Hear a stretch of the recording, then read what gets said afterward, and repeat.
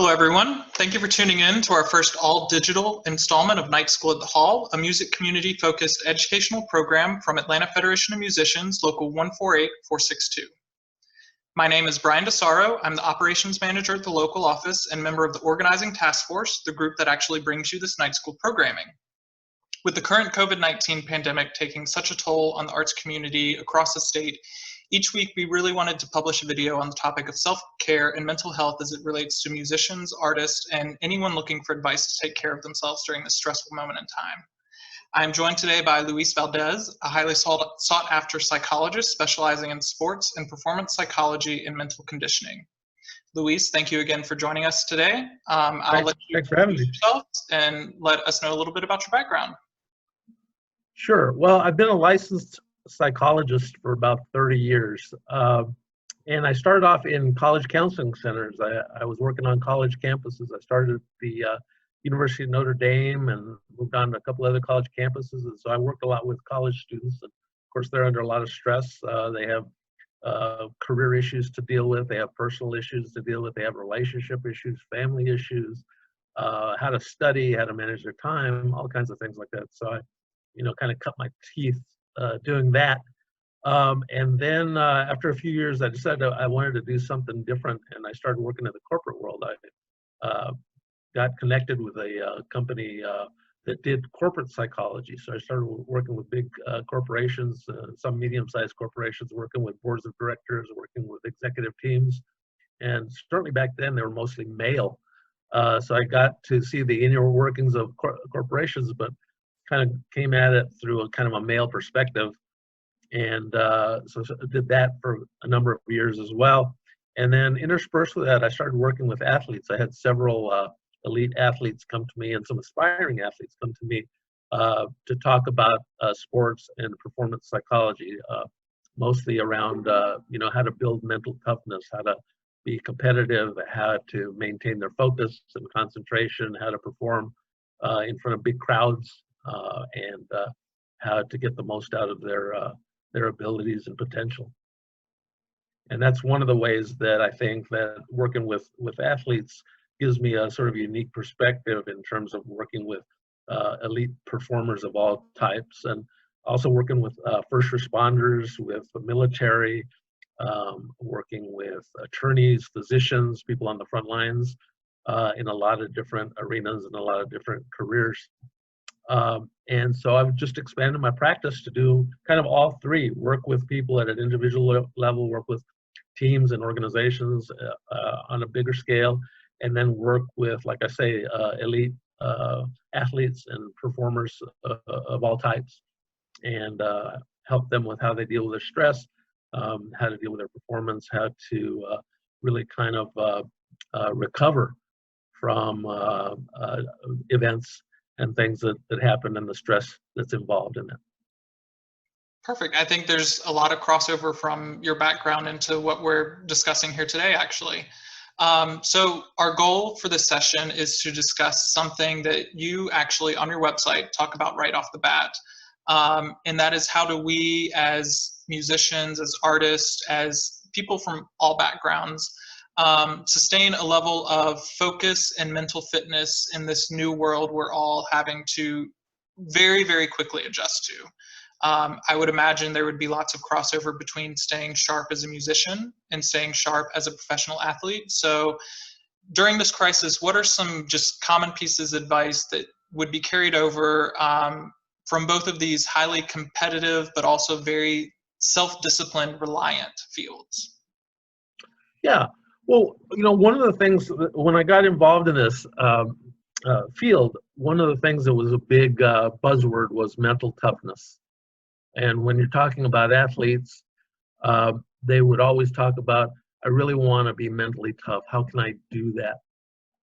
And at the same time, what was going on in the military was that they were talking about mental toughness as well. And they were basically, their idea of mental toughness was to send their soldiers or their trainees into physical situations where they would just push them to the limit in terms of their physical activities. And once you came out of that, the idea was that you would be more mentally tough because you went through this physically grueling activity or set of activities. And what they found is that still wasn't enough. That one, a lot of people were falling by the wayside. And the idea was, well, they're just not mentally tough. But there was such turnover with special forces, with Navy SEALs, people like that, that they said, well, people are dropping like flies, so we can only have a few people who can actually make it into these elite services or special forces because they met the test. So what they started doing is looking at more of the psychological approach to mental toughness. What else can people do to help themselves beyond just going through physically grueling activities? So they started looking into psychology, and they started looking at things like meditation, mindfulness. They started looking at self-talk. What do we say to ourselves in the middle of events and situations that either get in the way or are helpful to us? And so they started training all of these special forces and Navy SEALs on the physical, or I'm sorry, the psychological aspects of mental toughness. What do you do cognitively to help you improve? How do you maintain focus? And the ways you do that is through meditation, mindfulness, self-talk, emotional intelligence, things of that nature. So over the years, they've been incorporating all of those skills into the military. And so working with athletes, I decided, well, maybe these kinds of activities would also be helpful for athletes to help them with the mental toughness, even though a lot of athletes will say, no, I just want to be mentally tough. I don't care about all the psychological stuff. I don't really care. No, I don't have performance anxiety. Leave me alone. I just want to work on my event. I just want to work on my physical skills, and I'm cool. But those kinds of activities, those kinds of skills are equally necessary. And I was able to help athletes realize how much more there was to their mental toughness than just going through physically exhausting, physically taxing activities. So you talk about it being physically exhausting and physically taxing. Right now we're in kind of a place that is physically exhausting and physically taxing, even though it's coming from more of a mental state. So I'm curious, with everything that's changed kind of here in the last few months, what impact will that have on our daily mental routines? We've conditioned ourselves basically our entire lives to work under certain conditions, to practice under certain conditions, to succeed under certain conditions. So with the state that we're finding ourselves in now, how do we best bounce back psychologically to adjusting to what is basically planning to be a new normal? Yeah, that's a great question. One of the best concepts that I think fits into this is the idea of resilience. Okay, and the idea of resilience. There's actually lots of definitions of resilience, but it's really always about bouncing back from adversity, bouncing back from trauma, bouncing back from any kind of adversity. And so the bounce back concept is very, very important. But one of the things that goes into resilience is being able to step back and say, wait a minute, what skills have I had in the past that I can use again? Maybe I've never had this much stress or this much anxiety, or maybe I've never had this much change in my life, but there may be other times when I've had to deal with a fair amount of stress where I thought, I'm not going to be able to get through this. I'm not going to be able to deal with this very well. And then we did. Such as auditions or? Yes, absolutely. And to sort of recall that, whether you call it mental imagery or mental visualization, oftentimes it's good to step back and say, wait a second, when did I go through this before, and how did I make it through that? And can I actually take inventory of the fact that I've been through this before and I made it through? I can do it again. So sometimes just taking inventory of our skills and say, wait a minute, this isn't entirely new. This isn't entirely different. Here's some things that I was able to do and utilize or install, and now I can do it again, and maybe it'll help. Maybe the same skills that I had before are the same skills that I can use again. So that's the idea that's an idea about resilience that we often don't think about, is when have we actually been through something like this before? So in your practice, I mean, just for professional athletes as an example, can you give any examples of things that people have used to draw from to get back into that resilient state? Yeah, one of the biggest things that athletes do or can do is use meditation. Is to really be able to prepare, and you can use meditation both as a preparation and as a recovery tool. In preparation, you use meditation as a way to kind of center yourself, as a way to sort of get in the zone. So maybe, you know, half an hour before you're going to perform, half an hour before a concert, half an hour before an audition, you use your meditation skills. And it could be something that's as simple as breathing, or as simple as doing some what we call muscle relaxation exercises, where you tense up all your muscles and then let them go, or some combination of breathing and tensing your muscles, where you just bring down your set point. You just kind of get back to baseline before you're about to enter a stressful situation, or what you're anticipating to be a stressful situation. So use mindfulness kind of as a pre-preparation, pre-performance tool. Then you can also use it after the fact. Is you know, you go through an event, you go through your performance, you have a concert, and then afterwards, oftentimes you're hyped up. You're really hyped up. It's tough to kind of bring yourself back down. So oftentimes that can be helpful after the fact, is just to go through a set of breathing exercises just to recover. Or maybe you're so hyped up that you can't sleep, you know. It's a good thing because you've been through a concert, you've been through an audition, but now you're ramped up, your adrenaline is going. And sometimes in order to sleep, you can use meditation to help you recover and bounce back for the next day. Maybe you have another audition tomorrow, or maybe you have another concert again tomorrow. So use some of those meditation or relaxation techniques to bring your set point down. The other very important activity that I help athletes use is just the idea of self-talk. What are you saying to yourself while you're performing? What are you saying to yourself while you're practicing? Is it helpful? Is it not helpful? Is it harsh?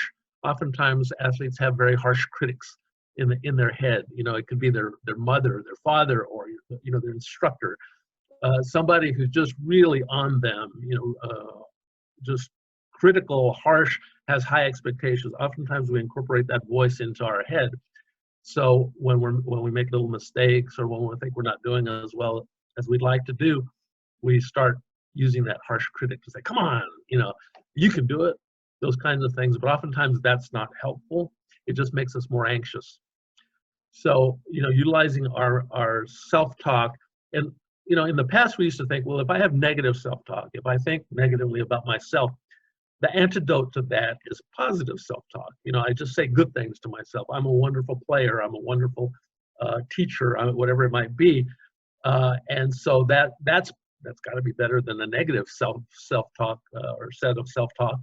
But we found more and more is that neutral self-talk is actually the better self-talk, is to try and quiet your brain. So you're not saying positive things, or you're not saying negative things, because neither of those things are usually all that accurate.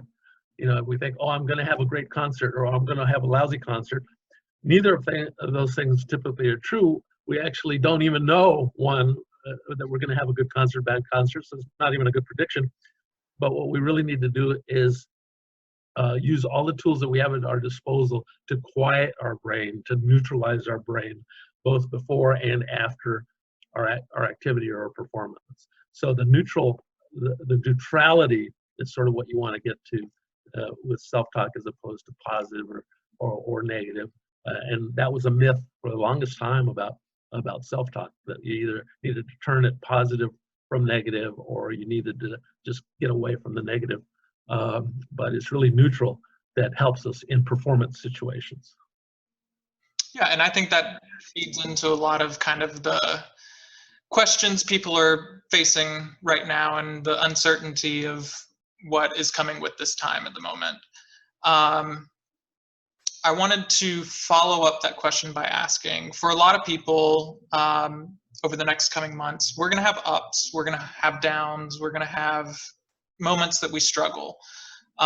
We know maybe what we should be doing, we know why we should be doing it, but when we are in these down moments, or we see someone else in one of these down moments, these self-defeating moments, what are some exercises we can do to pull ourselves out of that rut, or pull someone else out of that rut, and get back on track with this resilience and mental fitness, and getting back to reaching the goals that we have set for ourselves each day, and participate in some of these techniques you just outlined? Yeah. There's lots of different things that we can do. One of the things is to sort of realize that you're going to have an adjustment period. Okay, we've all had that adjustment period now over the last 3-4 weeks, certainly, maybe even more.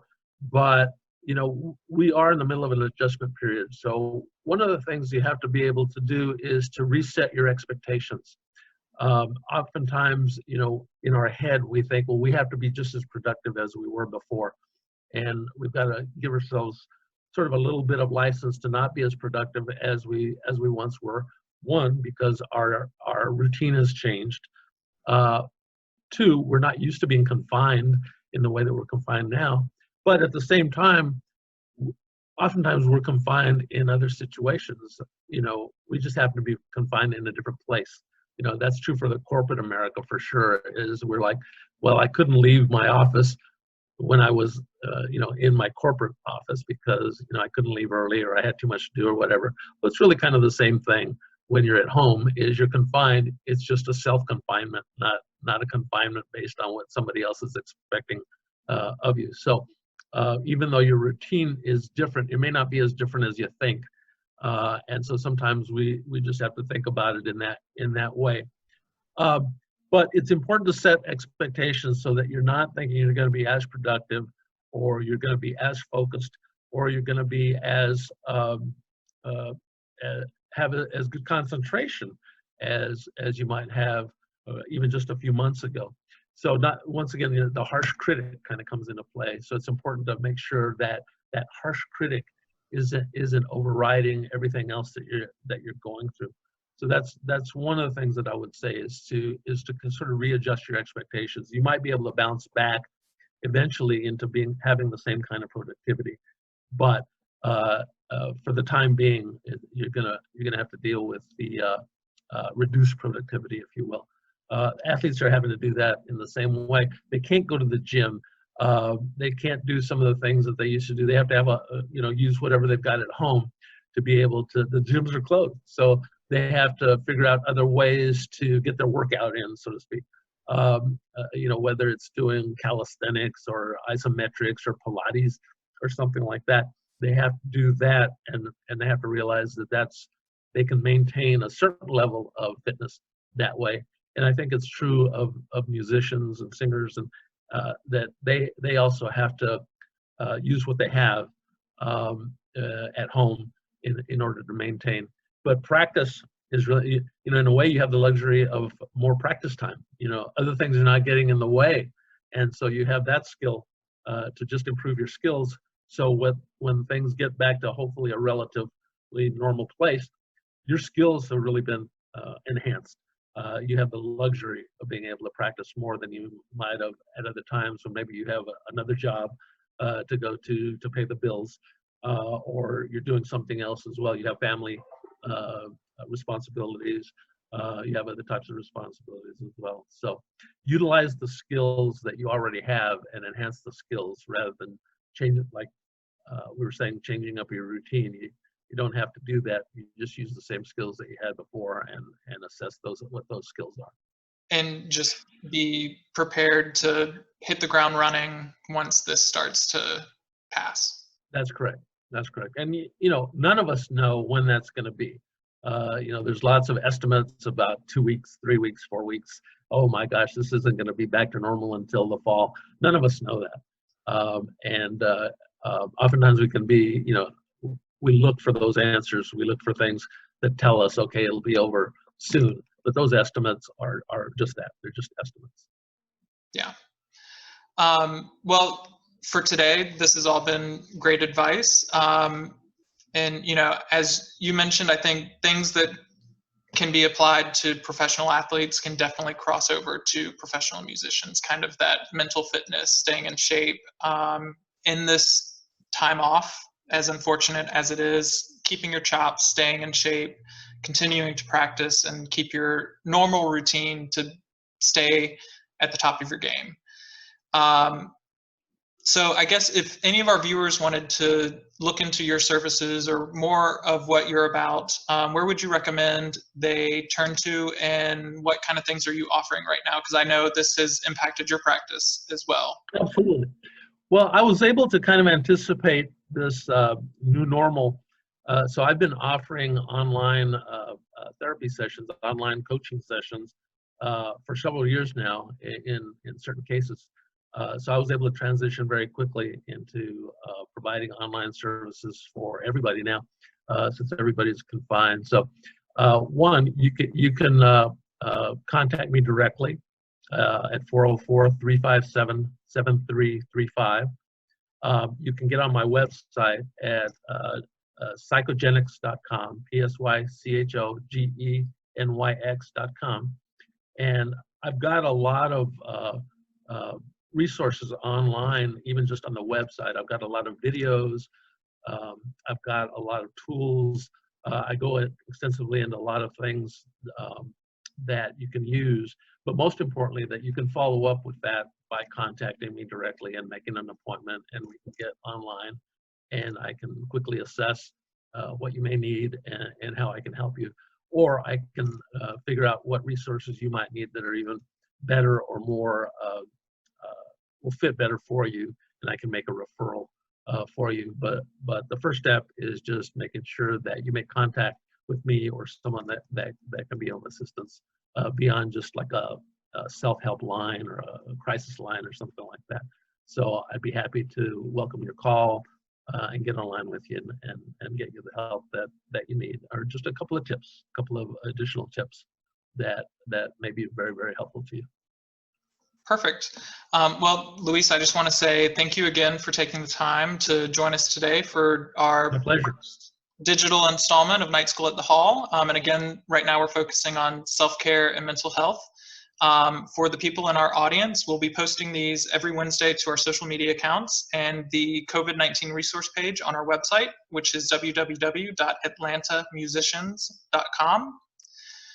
We highly encourage our viewers to share these videos as they come out to anyone struggling during this difficult time. We as a local want to send our sincerest regards to all artists that are in need right now. We know it's a very difficult time. Please remember to follow all recommended CDC health and safety guidelines, but also we want to make sure you're taking the time and doing all the proper steps to take care of yourselves mentally and physically, as well as remembering to help lift up those around us that are struggling along with us. We are all in this together, and we can only make it to the other side by supporting one another as the brothers and sisters that the arts community truly makes us. So thank you for watching today. Thank you again, Luis. Check back next week to our social channels for the next installment in this series, and we will talk to you guys later.